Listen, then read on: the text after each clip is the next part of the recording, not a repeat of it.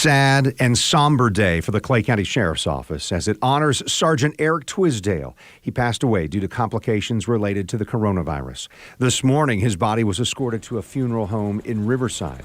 Tonight, Sergeant Twisdale is being remembered as a great police officer and father who loved to help others. Eric was such a charismatic, strong guy that we all thought he would just be able to bounce back and would be back to work soon. First responders from several agencies joined members of the public along a procession to honor the fallen sergeant.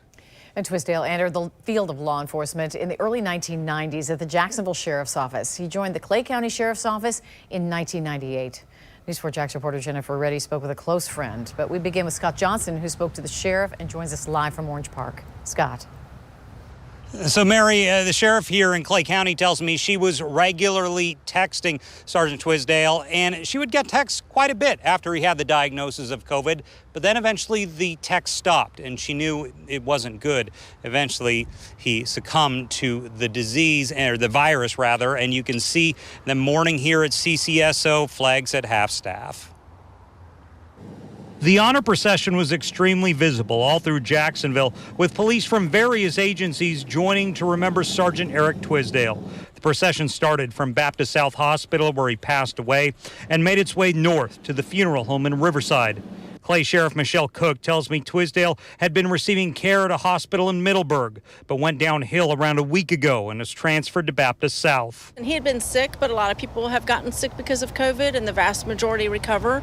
And, you know, Eric was such a charismatic, strong guy that we all thought he would just be able to bounce back and would be back to work soon. Sheriff Cook tells me CCSO has gotten a lot of help from the local faith community to help the deputies cope with the loss of the beloved sergeant. We leave it up to the individual employees. I know lots of people today went out to lunch together just to have the camaraderie and the fellowship.